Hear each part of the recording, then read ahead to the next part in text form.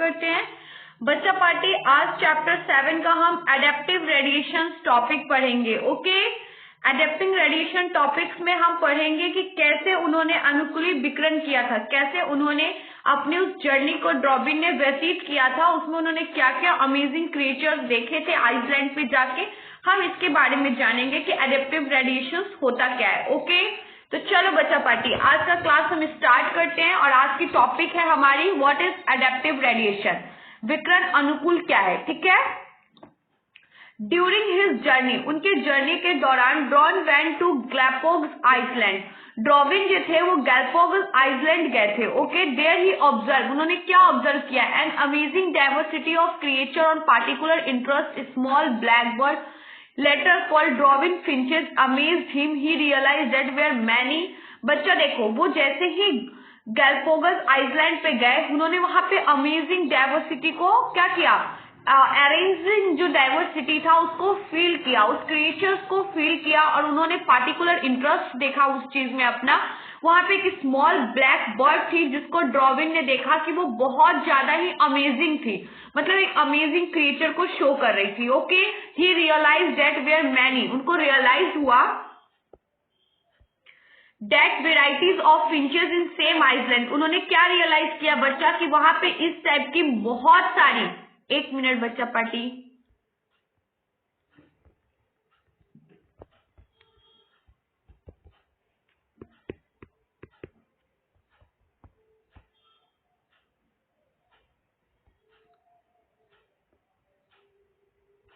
Sorry, varieties of finches in same island. उन्होंने क्या realise किया कि उसी वेराइटीज की बहुत सारी आइसलैंड पे क्या है, उस टाइप की फिंचेस अवेलेबल है।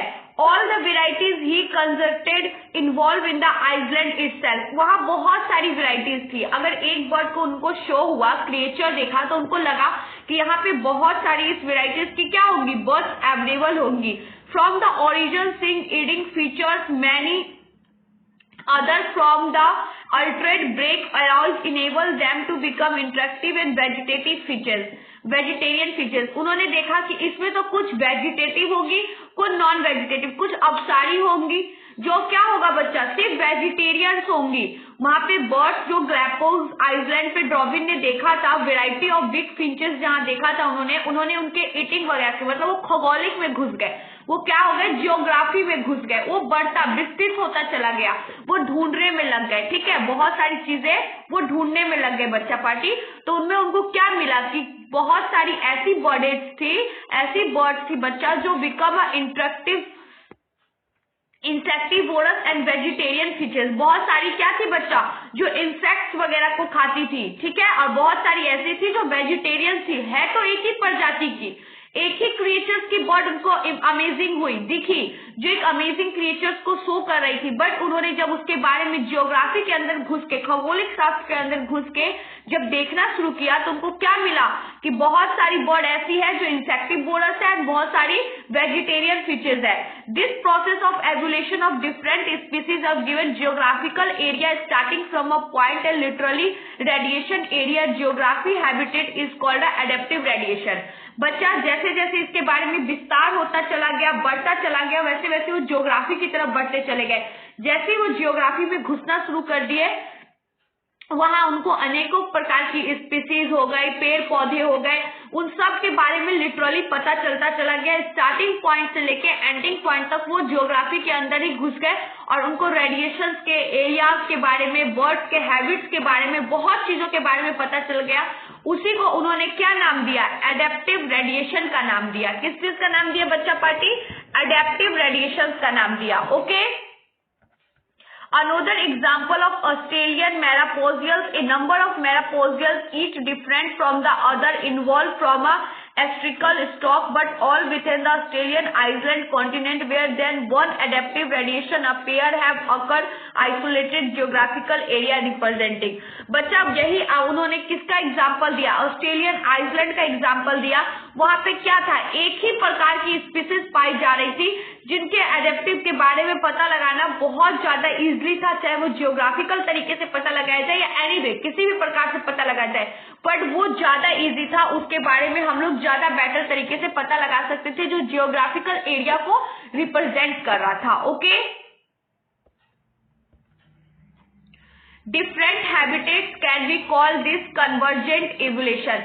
बच्चा देखो, बहुत सारी स्पीसीज प्रेजेंट होंगी, मतलब आप लोग को पता ही है, जहां बहुत सारे इंसान खड़े हो जाएंगे या किसी रेस्टोरेंट में खाने जाओगे, वहां सबकी डिफरेंट डिफरेंट पसंद होती है। अगर मुझे डोसा पसंद है, जरूरी नहीं कि मेरे बगल वाले को भी डोसा पसंद होगा, वो कुछ और भी ऑर्डर कर सकता है।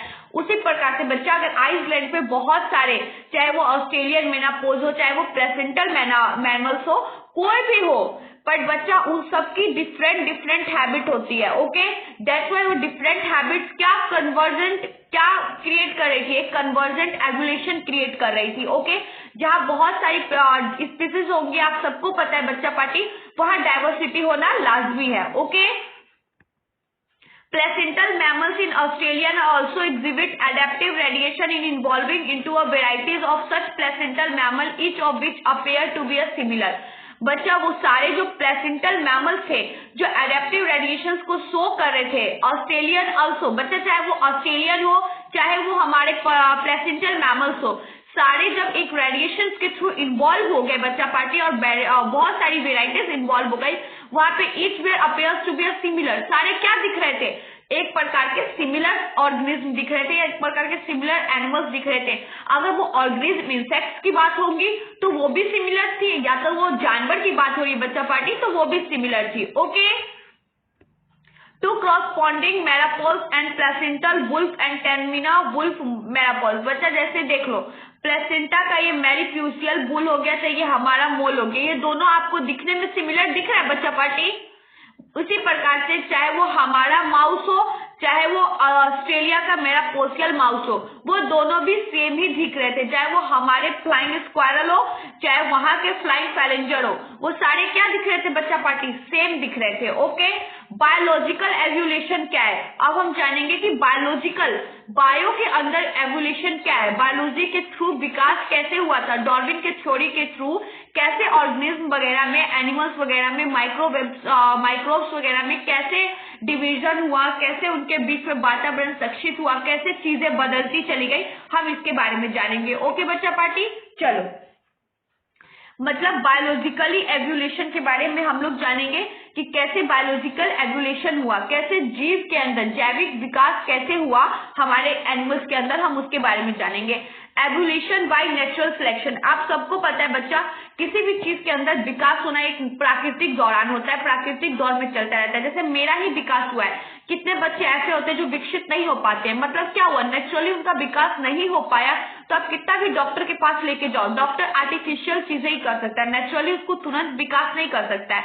तो वही कहते हैं ना कि एक बच्चा समय के साथ बड़ा होते जाता है, समय के साथ सब कुछ सीखते जाता है, तो उसी प्रकार से बच्चा उसी को नेचुरल विकास बोलते हैं। तो जैव विकास, बायोलॉजिकल एवोल्यूशन का मतलब होता है जैव विकास। यहाँ पे आई थिंक ये देखो बच्चा पार्टी जगह नहीं है, आप लोग आई थिंक समझ गए होंगे कि एवोल्यूशन का मतलब ही होता है, एक मिनट बच्चा पार्टी, पेन को पता नहीं, ओहो पेन को पता नहीं क्या हो गया,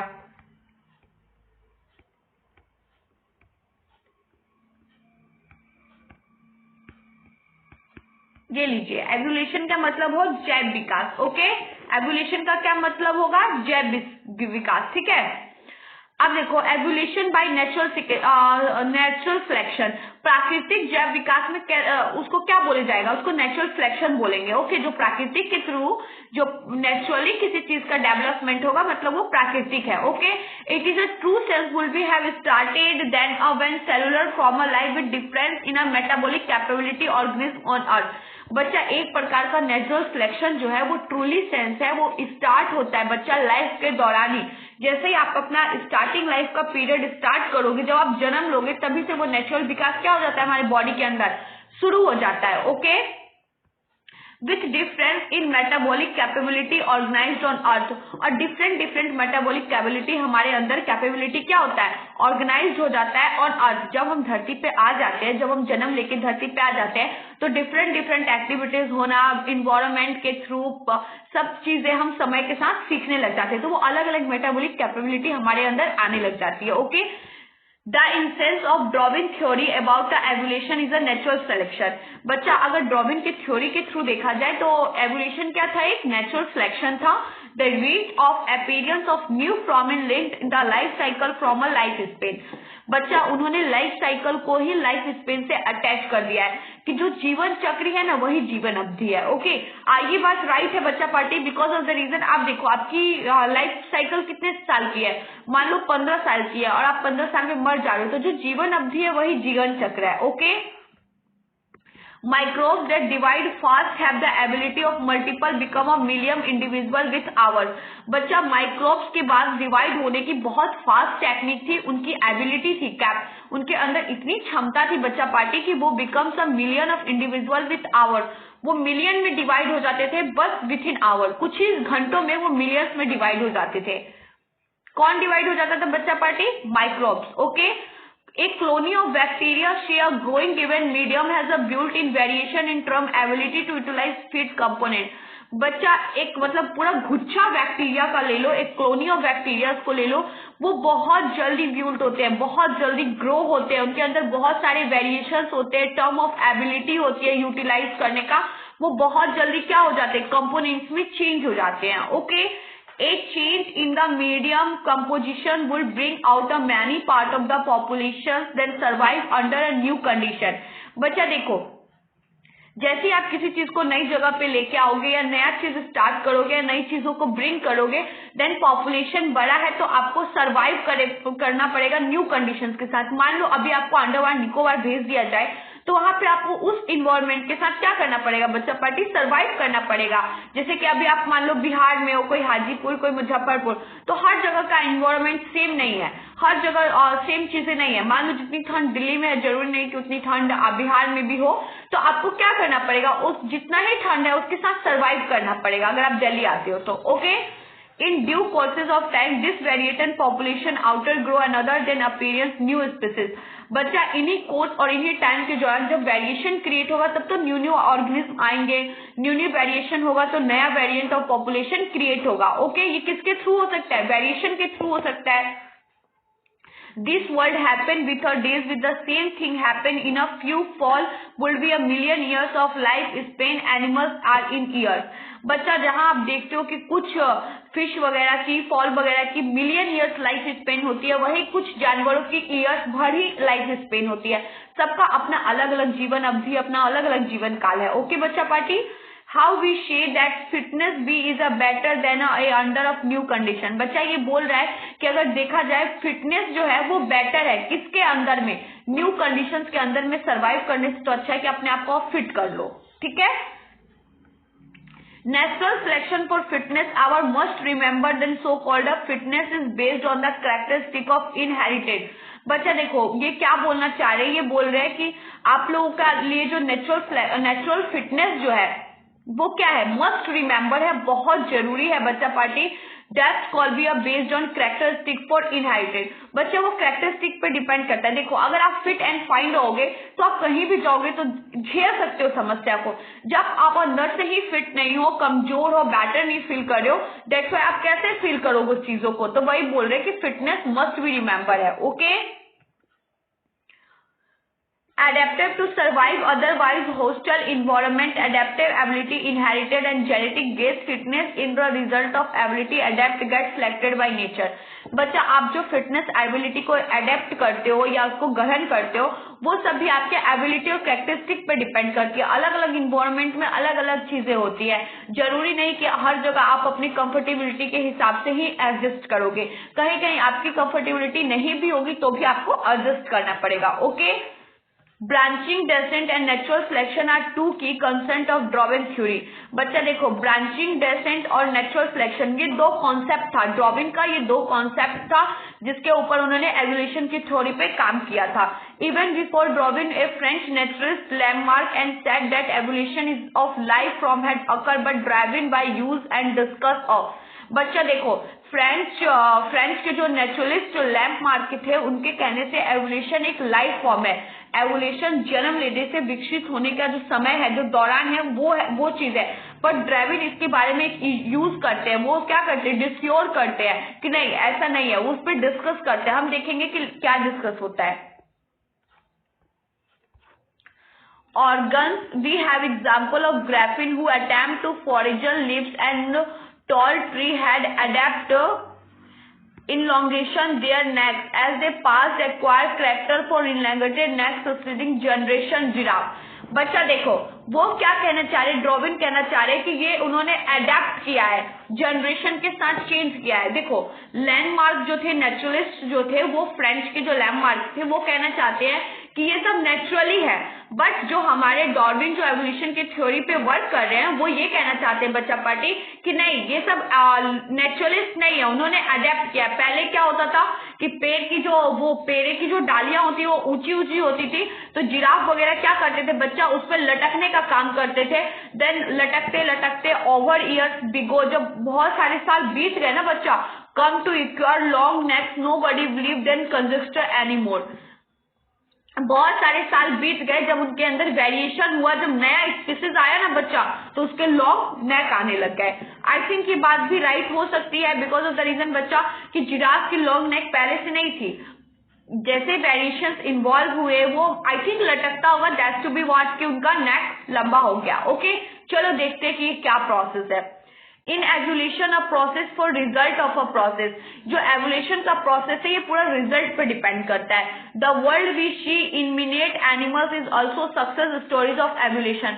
बच्चा आप जितने इनमिनेट एनिमल्स वगैरह या मैमल्स वगैरह को देखते हो, उन सबके ऊपर एक सक्सेस स्टोरीज है। When we have describe the story of this world we describe evolution as a process.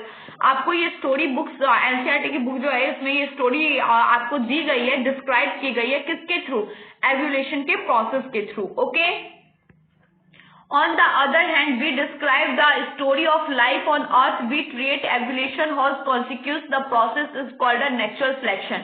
बच्चा जो आपका जो एवोल्यूशन का कॉन्सिक्यूस प्रोसेस है, उसी को नेचुरल सिलेक्शन बोला जाता है। एवोल्यूशन के प्रोसेस को ही नेचुरल सिलेक्शन बोला जाता है। We are still not very clear whether to regard evolution in natural selection as a process और in result a now process. बच्चा we are still not very clearly, हम लोग बहुत क्लियरली नहीं बोल सकते हैं कि जो रिगार्ड एवोल्यूशन है, जो नेचुरल सिलेक्शन है, वो एंड रिजल्ट में भी वही सेम प्रोसेस देगा। इस बात की किसी को जानकारी नहीं है। Okay, it is a possible that work of Thomas Malthus population influenced Darwin. बच्चा हो सकता है कि थॉमस माल्थस का जो पॉपुलेशन का जो थ्योरी था, वो डार्विन पे हावी हो जाए। Natural selection is based on certain observation which is a factual. बच्चा देखो, नेचुरल सिलेक्शन जो होता है वो ऑब्जर्वेशन, फैक्ट, जो बातें फैक्ट होती है उन्हीं पे बेस्ड होता है। For example natural resource are limited, जैसे नेचुरल रिसोर्स लिमिटेड है, आप लोग को बताइए बच्चा पार्टी, ऑयल, पेट्रोलियम वगैरह क्या है, बहुत लिमिटेड है। हमें इन सब चीजों को बचा के रखना पड़ेगा कि हमारे आने वाली जो पीढ़ी है वो भी देख सके, क्योंकि इन सबको बनने में बहुत टाइम लग जाता है और इन लोग को आप दोबारा यूज नहीं कर सकते हो। Okay, population are stable in the size exist of seasonal inflections, member of a population is very characteristic, two individuals are alike even though the look sufficiently similar, most of the variation are inherited etc। बच्चा अगर population के through ही देखा जाए तो लोग, जनसंख्या बढ़ती जा रही है, वेरिएशन बढ़ता जा रहा है, पर ह्यूमन बींग्स तो सारे सेम है ना, ब्लड वगैरह तो सब में सेम है, बट वेरिएशन के साथ चीजें क्या हो रही है, डेवलप होती जा रही है, चीजें बदलती जा रही है। Okay, the fact theoretically population size will be exponentially is everybody reproduce maximally। in this fact we can see in the growing bacterial population fact population size in reality are limited, means that we have been competition of for resource, only some survive and let's be cost of the other not flourish। बच्चा देखो, हो सकता है कि जैसे जैसे everybody reproduce कर रहे हैं मैक्सिमली, जितनी ग्रोइंग बैक्टीरियल पॉपुलेशन बढ़ती जा रही है, उसको लिमिटेड करना बहुत जरूरी है, नहीं तो क्या हो जाएगा, सरवाइव करने में बहुत सारी कठिनाई आने लगेंगी। लोगों को सर्वाइव करने में प्रॉब्लम्स क्रिएट होने लगेगा इस पॉपुलेशन के थ्रू। नॉट नोवेंटली and brilliant Ison Robbins he asserts variation which is a inherited because ultimate better than adapt to habit better will be reproduce have more pregnancy. बच्चा देखो, लोग बच्चे वगैरह पैदा करते जा रहे हैं, बट उनको अपनी हैबिट्स को अडेप्ट करना पड़ेगा, उनको चीजों को समझना पड़ेगा। बिकॉज ऑफ द रीजन जितना जनसंख्या बढ़ेगा चीजें उतनी यूज होंगी, बट हमारे पास चीजें लिमिटेड है। दैट्स व्हाई लोगों को अडेप्ट करना पड़ेगा, लोगों को दूसरा तरीका ढूंढना पड़ेगा अपने लिए, अपने आप को सर्वाइव करने के लिए, उस पीरियड्स में चलने के लिए। Hence, for a period of time over many generations, survive will be leave more pregnancy and will be have a change in population characteristic and hence new form of appear to arise। बच्चा देखो, उस अंदर population जैसे बढ़ रहा है, उस अंदर खुद के अंदर न्यू चीजों को चेंज लाना पड़ेगा। उस चीज को चलने के लिए, उस भीड़ में चलने के लिए अपने आप को क्या करना पड़ेगा, तैयार करना पड़ेगा। बच्चा ये एवोल्यूशन के ऊपर जो मैंने आपको बताया बायोलॉजिकल एवोल्यूशन, इसमें कुछ नहीं था बच्चा। इसमें थॉमस वगैरह ये बता रहे हैं कि हमारे एनिमल्स, चाहे वो ऑस्ट्रेलियन फ्रेंचाइज के हों, चाहे वो हमारे प्लेसेंटल मैमल्स, उन सबकी बॉडीज फिगर वगैरह सब कुछ सेम होती है। अगर उनको एक बायोलॉजिकल क्लासिफिकेशन में डाल दिया जाए तो उनके हैबिट्स वगैरह भी सेम हो जाएंगे। और बच्चा वो उसके बाद वो यही बता रहे कि जैसे चीजें स्टॉक्स लिमिटेड होती हैं, वैसे नेचुरल रिसोर्स वगैरह भी लिमिटेड है, इसलिए इस बढ़ती पॉपुलेशन में अपने आप को चेंज करना पड़ेगा। और डार्विन कहते हैं कि जो चीजें वेरिएशन के दौरान चेंज हो रही है उसको लोग एडप्ट कर रहे हैं, वो नेचुरल सिलेक्शन के थ्रू एडप्ट, मतलब नेचुरल सिलेक्शन के थ्रू चेंज नहीं हो रहा है, उसको हम लोग एडप्ट करें। जैसे जिराफ का नेक, पहले जिराफ का नेक हम लोगों के नेक की तरह ही था, पर पेड़ की ट्रंक ऊंची होने की वजह से वो बार बार उस पर कूदते थे, दैट्स व्हाई उनका ट्रंक बड़ा हो गया। जब नई जनरेशन आई तो उनका ये बड़ा हो गया नेक, ओके। और वही बैक जनरेशन में देखा जाए तो वो चीज छोटी थी, बिकॉज ऑफ द रीजन तब पेड़ की डालियां भी नीचे हुआ करती थी, ओके। अब देखेंगे मैकेनिज्म एवोल्यूशन क्या है। अब हमारा टॉपिक है मैकेनिज्म एवोल्यूशन क्या होता है। मैकेनिज्म एवोल्यूशन के दौरान क्या क्या चीजें होती है हम उसके बारे में जानेंगे, ठीक है। चलो, what is the origin of this variation, how this specific, what is the organism of the variation, how does expectations occur. बच्चा देखो, मैकेनिज्म के अंदर विकास की क्रिया विधि क्या है, हम उसके बारे में जानेंगे कि विकास होता कैसे है, okay. Even so Mendel had top inheritance factor influencing phenotype, Darwin either ignore this observation, kept silence। बच्चा देखो, इवन जो मेंडल थे उन्होंने इनहेरिटेबल फैक्टर्स के बारे में बात किया, उन्होंने फिनोटाइप जनरेशन के बारे में बात किया। डार्विन ने क्या किया, इग्नोर करते हुए वो ऑब्जर्व करने लगे और चुपचाप साइलेंस हो गए, okay. In first decade 20th century, Hawk divide based on works evening promise brought idea mutation। और वैसे ही उन्होंने बहुत सारी वेरिएशंस के दौरान चीजों को ऑब्जर्व करना शुरू कर दिए गए और इवनिंग्स में उन्होंने देखा क्या कि उनके पास एक बहुत अच्छा सा आइडिया आया है, किसके ऊपर, म्यूटेशंस के ऊपर, okay. Large difference arising suddenly in a population, और उनको एक बहुत बड़ा डिफरेंस दिखा, किसके बीच में, पॉपुलेशन के बीच में। ही believe that is a mutation which causes evolution and not minor variation. बच्चा उनको बिलीव हो गया कि म्यूटेशन क्या है, एवोल्यूशन के ही प्रोसेस में वर्क करता है, ये ज्यादा माइनर नहीं है वेरिएशन के लिए। हर्टिवल then Darwin talk about mutation are random directionless Darwin variation are small and directional. बच्चा उन्होंने क्या किया, उन्होंने बताया कि म्यूटेशन क्या है, एक डायरेक्शन लेस है, जो डायरेक्शन दिशा प्रमाणित नहीं है, वो डायरेक्शन लेस है, वो रैंडमली किसी चीज के ऊपर वर्क करता है, बट वो डायरेक्शन लेस है। But Darwin variation are very small, Darwin का वेरिएशन भले ही छोटा है बच्चा, पर वो डायरेक्शनल है, वो दिशा प्रमाणित है। Evolution for Darwin was gradually बाल derived and belief mutation causes expectations, hence is called a saltation. बच्चा देखो, डार्विन को विश्वास हो गया कि उन्होंने जो अपने लिए जो उन्होंने एग्जामिन किया था, चाहे उन्होंने जिस एक्सपेरिमेंट की सॉल्यूशन निकालने की कोशिश की थी, वो बिल्कुल राइट है, बिल्कुल राइट है, जिसको उन्होंने सैल्टेशन बोला है, ठीक है। उनको एक्सपेक्टेशंस मिल गया था, उनको लग रहा था कि नहीं जो मैं कर रहा हूँ वो राइट है। Single step large mutation study in population genetic later brought in some clarity. बच्चा उनका एक सिंगल स्टेप जो था म्यूटेशन की तरफ, वो क्या कर रहा था, लार्ज पॉपुलेशन और जेनेटिक के बारे में स्टडी करते ही उनको सब कुछ क्या हो जाता, क्लियर हो जाता, सब कुछ क्लियरिटी में आ जाता। ओके, अब आ जाओ हार्डी, एक मिनट बच्चा, Hardy Weinberg principle. Hardy Weinberg principle के बारे में जानेंगे। हार्डी वेनबर्ग का सिद्धांत क्या था, हार्डी वेनबर्ग का प्रिंसिपल किस पे वर्क करता था। ओके, ओ सॉरी बच्चा, ये बुक का डोर दिख रहा है, मेरे को लग रहा है कि मेरा डोर दिख रहा है, sorry. In given population once can find out the frequency of occurrence alleles और जीन और लोकस।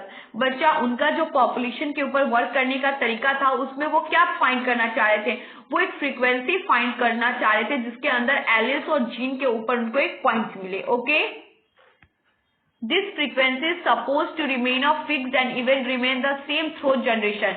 और उन्होंने जब उस फ्रीक्वेंसी को सपोज किया, माना बच्चा, तो वही इवेनली, वही remain same theory of generation repeat होने लग गया। Okay, Hardy Weinberg principle stated in using a algebraic equation. और हार्डी वेनबर्ग जो थे, वेनबर्ग, वो क्या करने लगे, अल्जेब्रिक इक्वेशन के ऊपर वर्क करने लगे। दिस प्रिंसिपल से allele frequencies in a population are stable and constant. उन्हें दिखा कि अल्जेब्रिक इक्वेशंस के दौरान पॉपुलेशन क्या है, सेम है, जनरेशन क्या है, सेम है। This genic pool and total genes their allele in a population remain constant. और जितने जेनेटिक्स वाले जो जेनिक पूल्स वगैरह या एलिल्स प्रेजेंट है ह्यूमन बींग्स के अंदर, वो क्या है, रिमेन कांस्टेंट है, उसी स्थिर अवस्था में है। Okay, this is called a genetic equilibrium, जिसको जेनेटिक एक्विलिब्रियम बोला गया है। Okay, sum total of the allele frequencies is one individual.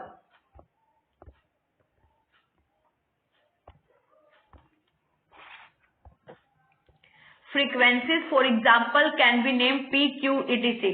मान लो जो उस फ्रीक्वेंसी, बच्चा वैसे ये जो टॉपिक है आपका, ये जो आपका ये हार्डी वेनबर्ग का जो सिद्धांत या प्रिंसिपल है, ये एग्जाम व्यू से इंपॉर्टेंट नहीं है, क्योंकि हार्डी वेनबर्ग का प्रिंसिपल एग्जाम में नहीं पूछा जाता है, बट फिर भी मैं आपको क्लियर कर देती हूँ। उन्होंने एक अल्जेब्रिक इक्वेशन के ऊपर वर्क किया था। ठीक है, frequency for example can be name P Q etc। In diploid P Q represent the frequency of allele. जो पी क्यू था वो फ्रीक्वेंसी ऑफ एलिल को रिप्रेजेंट करता था। A and allele A the frequency of A individual population P square. बच्चा वो क्या कर रहे थे, अलजेब्रिक इक्वेशन पे वर्क कर रहे थे और कुछ नहीं करते। जैसे a प्लस बी का होल स्क्वायर होता है, उसी के ऊपर वो क्या कर रहे थे, वर्क कर रहे थे, और इसके अंदर कुछ नहीं है बच्चा। ये सिर्फ यही बता रहा है कि वो पॉपुलेशन क्या था, a प्लस बी के होल स्क्वायर पे वर्क कर रहे थे। जो माइक्रोवेल एक्सपेरिमेंटल के दौरान क्या हो रहा था, प्रेगनेंसी वगैरह या जनरेशन वगैरह सेम कॉन्टिनेंट आ रहा था, सेम कांस्टेंट आ रहा था। ठीक है, अब मैं रुक जाओ, आपको यहां से बता देती हूँ। Microbial experiments show the pre-existing advantageous mutation when select will result in observation new phenotype। बच्चा जब उन्होंने a प्लस बी का होल स्क्वायर में इसके अंदर उन्होंने अलजेब्रिक कॉन्स्टेंट को डाला, उन्होंने एलिल और जीन को डाला, तो उनको एक न्यू फिनोटाइप चीजें शो होने लगी। ओवर फ्यू जनरेशन दिल will result in expectation. Result कैसा आने लगा, एक्सपेक्टेशंस आने लगा। Natural selection of process where hereditary variation enable better survive और enable to reproduce and leave greater number of pregnancy. उन्होंने क्या बोला कि आपको सर्वाइव करने के लिए क्या करना पड़ेगा, लीव छोड़ना पड़ेगा बच्चा, ग्रेटर नंबर ऑफ प्रेगनेंसीज के चांसेस को छोड़ना पड़ेगा। A critical analysis make believe that variation due to mutation और variation due to recombination during gametogenesis. बच्चा गैमेटोजेनेसिस का एक दूसरे के पास से ट्रांसफर होना या रिमिक्स होने के कारण ही क्या होता है, रिकॉम्बिनेशन होता है और वेरिएशन होता है। Okay, due to gene follow the genetic drift result change in a frequency of gene. That's why बच्चा जीन क्या करता है, जेनेटिक ड्राफ्ट में घूमता रहता है। दैट्स वाई क्या होता है, हमारे अंदर फ्रीक्वेंसी ऑफ जीन चेंज होते रहता है, ऊपर नीचे होता है। Okay, and allele in future generation and couples enhance reproduce success. Natural selection make it look for more individual acquire man character value direction change, more individual acquire than more one character value than individual acquire peripheral characters with at both in and distribution curve। बच्चा वो क्या बोल रहे हैं कि अगर उस प्रकार से एलील और जीन सर्वाइवल कंडीशन में सर्वाइव कर पाएंगे तो हर व्यक्ति के बॉडी के अंदर क्या होगा, डिस्ट्रीब्यूशन कर्व प्रेजेंट होगा, मतलब हर जिसको उसकी क्षमता के हिसाब से चीजों को डिस्ट्रीब्यूट किया जाएगा। बट ऐसा नहीं है बच्चा, किसी के बॉडी के अंदर आप लोग देखते हो कुछ टाइम्स ऐसा होता है कि उनके अंदर एस्ट्रोजन प्रोस्टेजन का मात्रा बढ़ जाता है या कोई पिल्स लेने से वो चीजें बढ़ जाती है, चीजें चेंज होती रहती है। बॉडी का कोई एक वो नहीं है बच्चा कि चीजें फिक्स में ही होंगी, ऊपर नीचे होता रहता है। ओके, वही बता रहे हैं ड्रॉविन का जो ये लैंडमार्क का जो ये था, सॉरी ये जो आपका हार्डविन वैनवर्थ का जो ये प्रिंसिपल था ना, ये रॉन्ग साबित हुआ। अलजेब्रिक कॉन्सोनेंट को उन्होंने यूज किया तो इसका कोई फायदा निकल के नहीं आया। ठीक है, ये वैसे इंपॉर्टेंट नहीं है एग्जाम ऑफ व्यू से, दैट्स मैंने फिर भी आपको बता दिया है। A brief account of evolution, एक ब्रीफ अकाउंट मतलब एक विकास का संक्षिप्त विवरण देना है हमें, किसके ऊपर, एक अच्छा खासा। ये एग्जाम के लिए वीवीआई आपको ऐसी क्वेश्चन पूछेगा, write a brief account of evolution, विकास क्या है उसके ऊपर एक संक्षिप्त विवरण दीजिए। इस चैप्टर से इसी टाइप का एक क्वेश्चन आएगा और एक क्वेश्चन आएगा what is homologous, what is analogous. ठीक है, जो मैं आपको इंपॉर्टेंट क्वेश्चन करवाने के दौरान भी करवाऊंगी, इसमें बिल्कुल टेंशन नहीं लेना है। ओके, बस मैं जो बता रही हूँ उसको एक बार सुन लीजिए और जब हम इंपॉर्टेंट क्वेश्चन करेंगे तो हम सारी चीजों को फिर से बैडमिंटन कर लेंगे। ओके, चलो। About 200 million years ago, बच्चा 2000 million years ago की बात है, पहले की बात है। The first cellular from a life appear on earth, पहला सेलुलर ऑर्गेनिज्म हो या कोई भी चीज हो सेलुलर जिसकी लाइफ अपीयरिंग हुई थी कहाँ पे, अर्थ पे। This mechanism how to non cellular aggregate of giant micromolecules called we have into the cell with membranes involved in not now some of the cell had ability to release O2 the reaction। बच्चा देखो पहली बार 2000 million years ago में पहला cellular life क्या हुआ था, appear हुआ था अर्थ पे। वो एक मैकेनिज्म की तरह लग रहा था कि कैसे नॉन सेलुलर एग्रीगेट कर पाएंगे, सरवाइव कर पाएंगे। दैट्स व्हाई सडनली क्या हुआ, एक सेल एबिलिटी रिलीज हुई जो O2 था, मतलब क्या था बच्चा पार्टी, ऑक्सीजन था। ओके, द रिएक्शन, क्या रिएक्शन हुआ हम वो देखेंगे। अब इस डायग्राम के थ्रू देखो बच्चा, देखो कैसे पेड़ पौधा धीरे धीरे चीजें चेंज हुई, कैसे वो प्रेगनेंसी वगैरह हुई, पेड़ पौधों की अलग अलग वेरिएशंस आने लगी, उसमें पेड़ पौधों के मेल फीमेल सबके बारे में, डाइकॉट मोनोकॉट लीडर सबके बारे में जेनेटिकली साफ होने लगा। हम देखते हैं could we have a similar to like reaction of photosynthesis where water is spilled into the help of solar energy। बच्चा वहां अचानक से क्या देखा गया, जब पहली बार एवोल्यूशन विकास शुरू हुआ था तो धरती पे क्या देखा गया कि सिमिलरली लाइट का जैसे ही लाइट का रिएक्शन हुआ, सूर्य का प्रकाश का जैसे ही रिएक्शन हुआ अर्थ पे किसी पौधे पे पड़ा, then photosynthesis where water in spilled, photosynthesis के दौरान पेड़ पौधे थे तो उसके फोटोसिंथेसिस के दौरान वाटर क्या हो गया, स्पिल्ट हो गया तुरंत ही।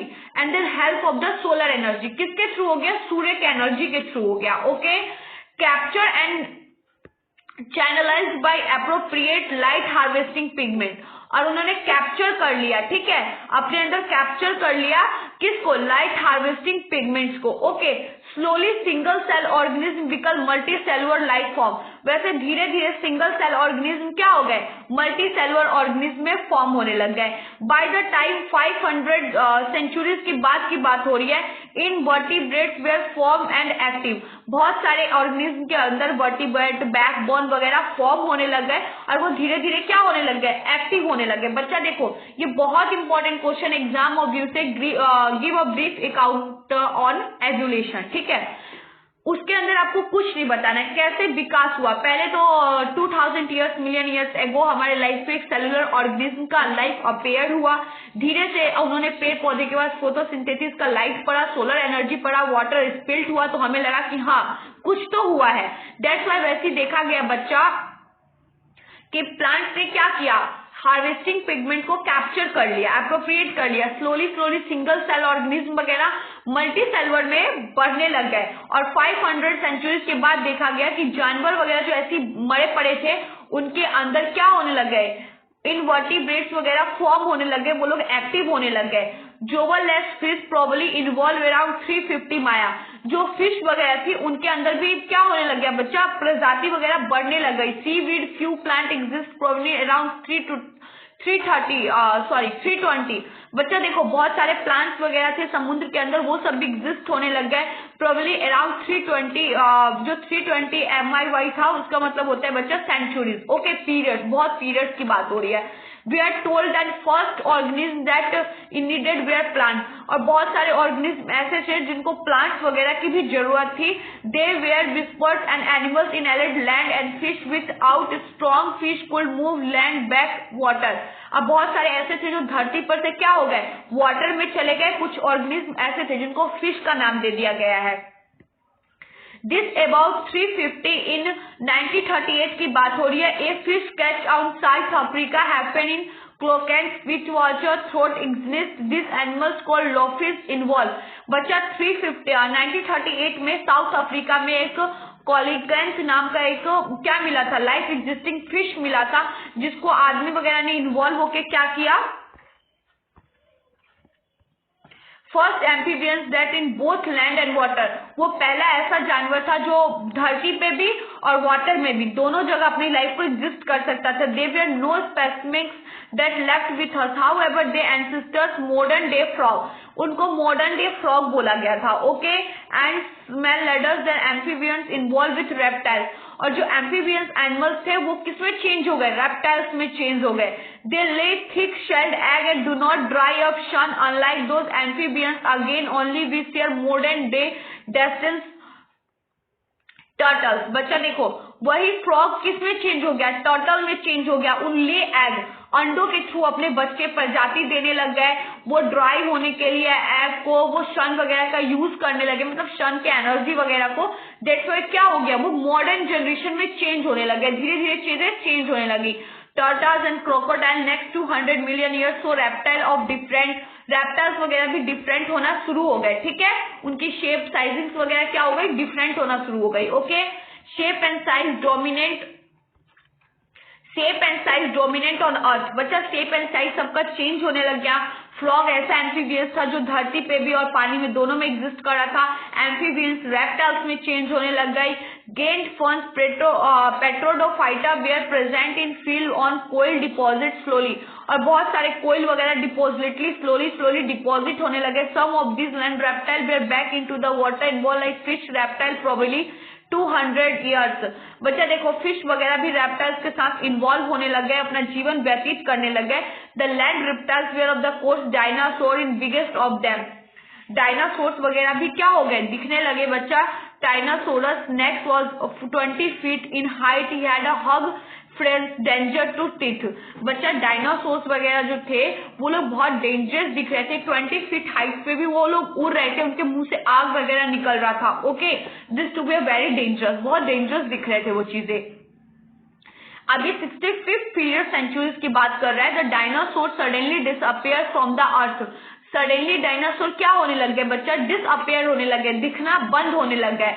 We do not know the true reason, इसका कोई रीजन पता नहीं चला कि अचानक से डायनासोर कहाँ चले गए। ओके, सम से climatic change like kill them. कुछ लोगों का कहना है कि क्लाइमेटिक चेंज होने के कारण उन मरने लग गए। कुछ लोगों का कहना है बच्चा पार्टी, मेरे को नहीं पता कि डायनासोर कहाँ चले गए, क्योंकि पहले जब सेंचुरीज स्टार्ट हुई थी 1938 की, जब हम लोग अभी बात कर रहे थे, तो फिश वगैरह एम्फीबियंस वगैरह में जान आने लगी थी। एम्फीबियंस रेप्टाइल्स में मॉडर्न जनरेशन में चेंज होने लगे। देन सडनली ही बच्चा, आपको मैं बताऊं, एक मिनट, कहाँ चले गए हम।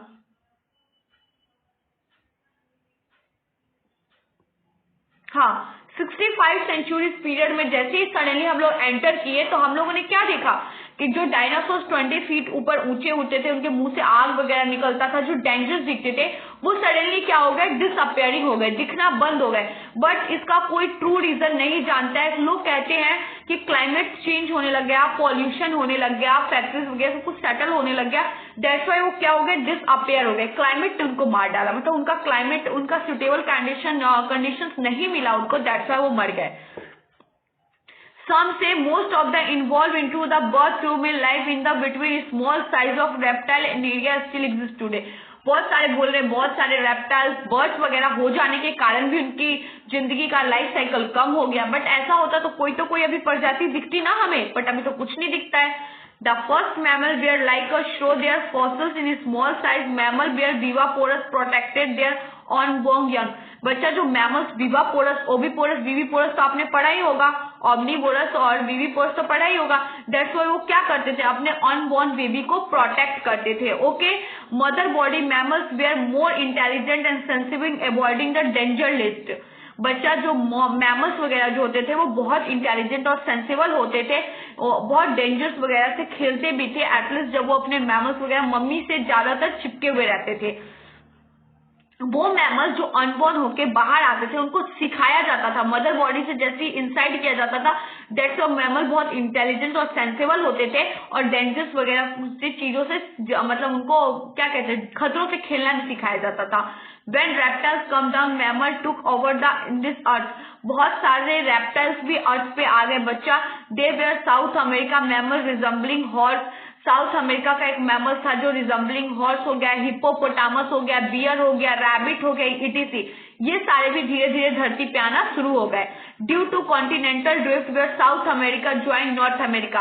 कॉन्टिनेंटल ड्रिफ्ट होने के कारण बच्चा साउथ अमेरिका नॉर्थ अमेरिका से ज्वाइन हो गया। This animals were overrated by North America fauna due to the some continental drift pros Australia survived because lack of competition from any other mammals। बच्चा that's why South Africa के mammals यहाँ तक नहीं आ पाए because of the reason South America North America से connect हो गया, बहुत सारे ड्रिफ्ट थे, कॉम्पिटिशन था अदर मैमल्स के साथ, दैट्स व्हाई बहुत सारी स्पीसीज और नहीं भी आ पाई।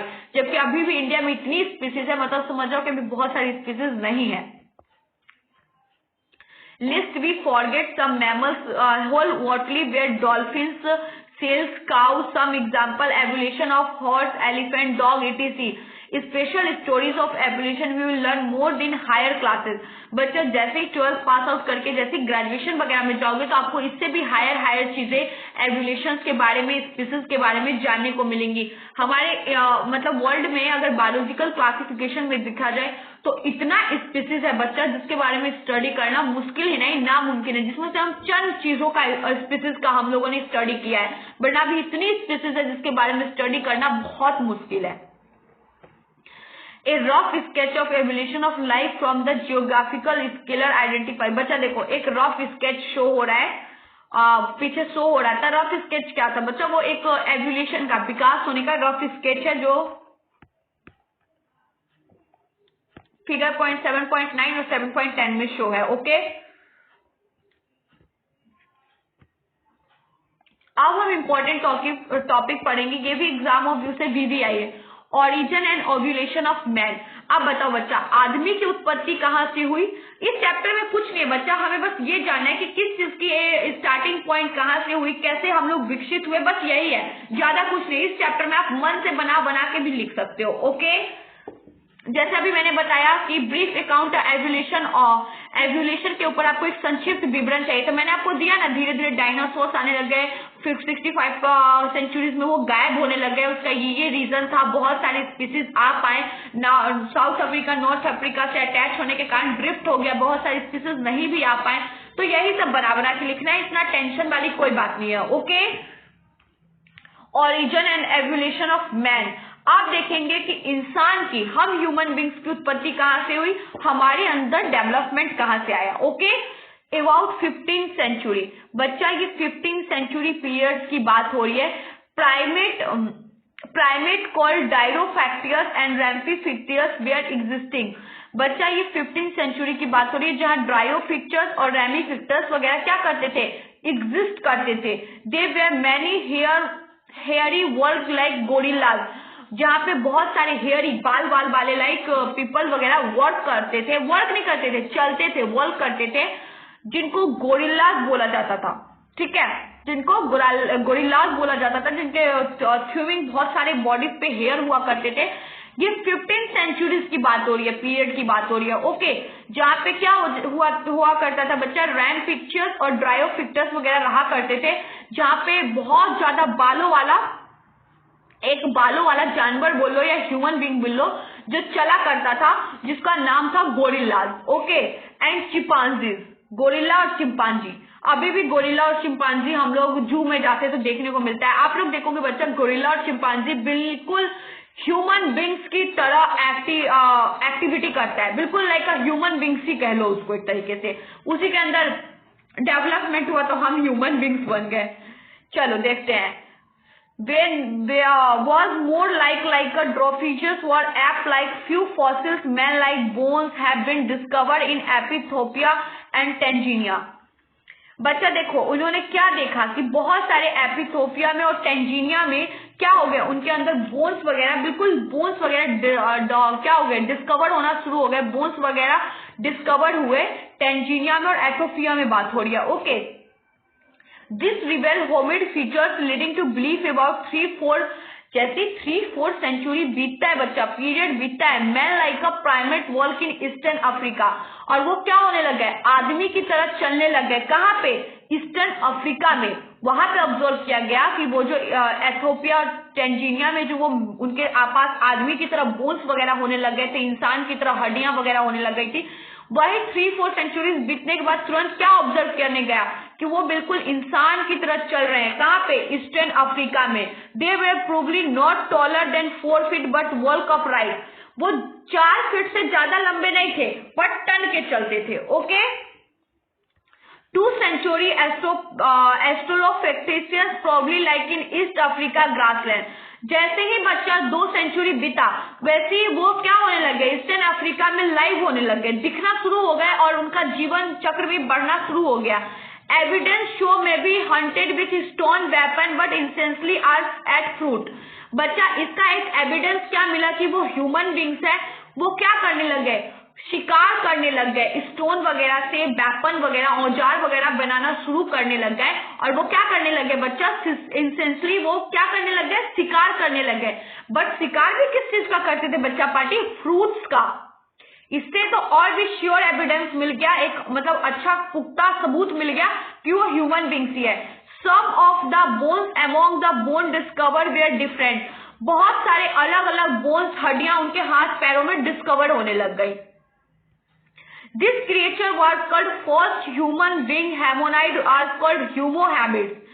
बच्चा पहला ऐसा क्रिएचर शो हुआ जैसे लग रहा था कि वो ह्यूमन बींग्स है, जिसको हम उन लोगों ने होमो हैबिल्स का नाम भी दे दिया। ठीक है, the brain capacities between 350 to 800 cc।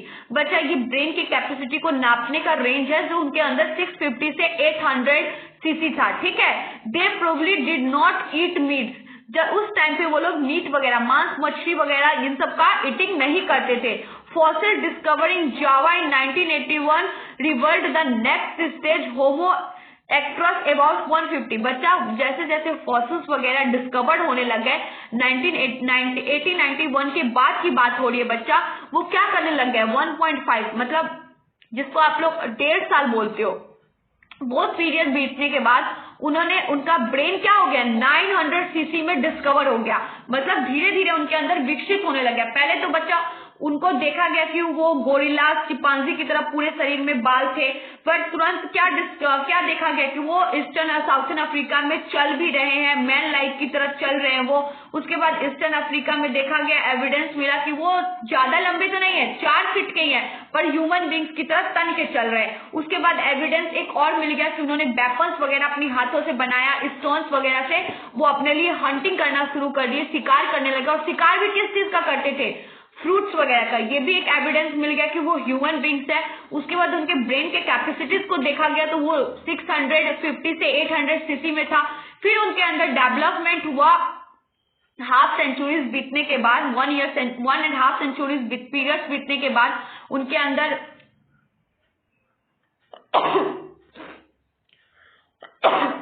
Sorry बच्चा party, Homo citrus had a large brain around 900 cc and then suddenly देखा गया, observe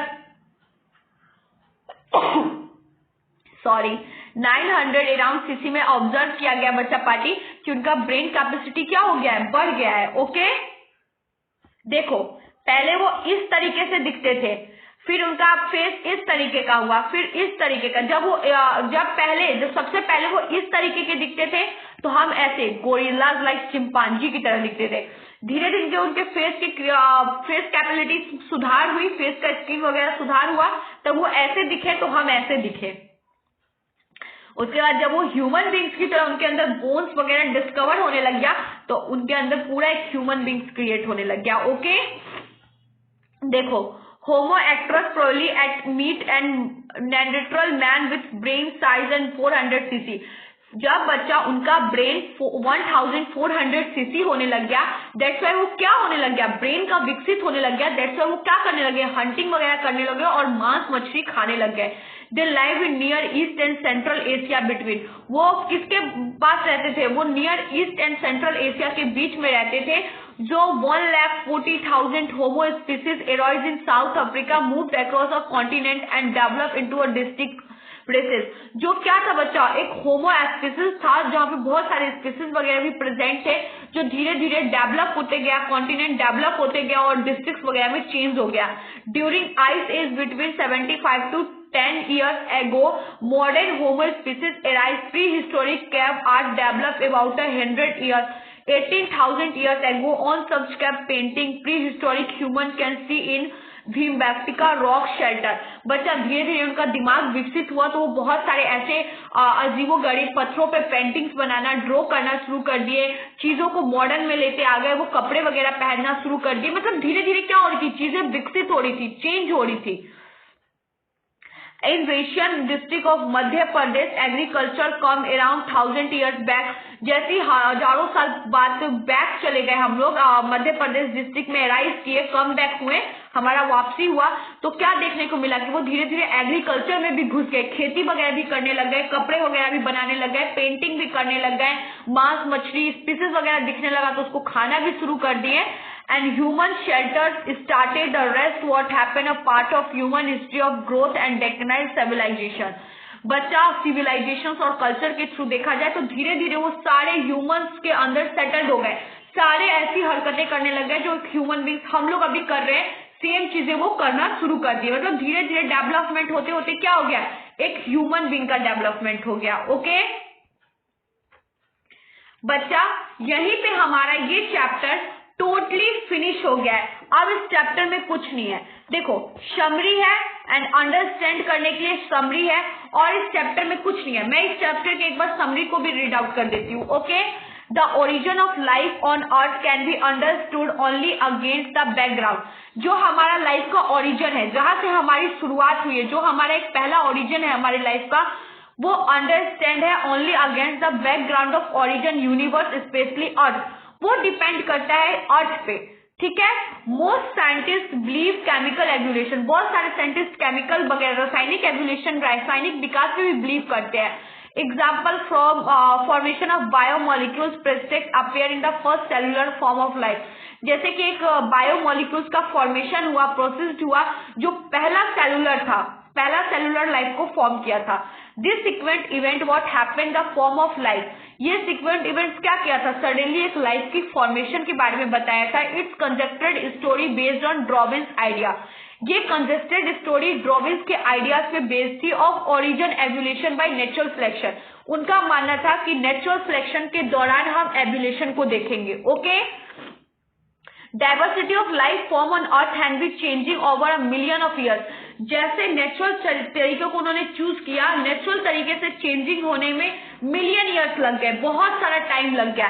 in generally believe that variation in a population release variable fitness. उनको विश्वास था कि जैसे जैसे population बढ़ेगा बहुत सारे वेरिएबल्स आएंगे, उसी प्रकार से धीरे धीरे क्या होगा, रिजल्ट भी दिखना शुरू हो जाएगा। Okay, other phenomena like habitat fragmentation and genetic draft, acute variation, finding appearance, new species and evolution। बच्चे जैसे जैसे टाइम बीतता गया, नया वेरिएशन, नई स्पीसीज आना शुरू हो गई, वैसे वैसे नए नए स्पीसीज आए, नई नई एवोल्यूशन होना भी शुरू हो गया। Homology accrue but not branching descent and comparatively anatomy. बच्चा उसी के अंदर होमोलॉजीज, एनोलॉगस आए, वर्टिब्रेट्स, बोन वगैरह डिस्कवर हुआ, ह्यूमन विंग्स वगैरह का डिस्कवर हुआ, fossils and comparatively biochemistry provide evidence for evolution. और बायोकेमिस्ट्री ने भी इसमें बहुत हेल्प किया है, सपोर्ट किया है हमें हर चीज का एक एविडेंस को फाइंड करने के लिए कि क्या ह्यूमन बींग्स पहले हुआ करते थे, इसका एविडेंस फाइंड करने के लिए भी हमें बायोकेमिस्ट्री की हेल्प लेनी पड़ी। तो ऐसे हमें चीजों को फाइंड करने के लिए हर एविडेंस के लिए हमें बायोकेमिस्ट्री ने बहुत सपोर्ट किया। Okay, among the story of evolution species, the story of evolution modern man in most interesting and appearing evolution human brain and language। बच्चा इस मॉडर्न को और ज्यादा मॉडर्न हिस्ट्री में कन्वर्ट करने के लिए ह्यूमन बींग्स ने अपना बहुत सारा दिमाग यूज किया, उनके लैंग्वेज ने, उनकी चीजों ने इसको और मॉडर्न कर दिया। विकास के दौरान को और ज्यादा मॉडर्न बनाने के लिए ह्यूमन बींग्स ने भी बहुत हेल्प करी है। ठीक है, यही पूरे चैप्टर में था कि चीजों का विकास कैसे होता है। हमें सिर्फ डेवलपमेंट विकास के बारे में पढ़ा, चाहे वो ब्रीफ अकाउंट एवोल्यूशन संक्षिप्त विवरण हो कि विकास धरती पे चीजें कहां से आई, चाहे वो मैन का एवोल्यूशन हो कि आदमी के अंदर विकास कैसे हुआ। ये दोनों टॉपिक होमोलॉगस, एनोलॉगस और होमोलॉजी, ये तीनों टॉपिक एग्जाम ऑब्वियस से मोस्ट इंपॉर्टेंट था इस पूरे चैप्टर में। ओके, हम फिर नया चैप्टर के साथ मिलेंगे। ठीक है बच्चा पार्टी, आज के लिए इतना ही। इस चैप्टर से जो इंपॉर्टेंट था उसको एक बार आप लोग देख लीजिएगा, वरना मैं तो इंपॉर्टेंट क्वेश्चन करवाऊंगी। ओके बच्चा पार्टी।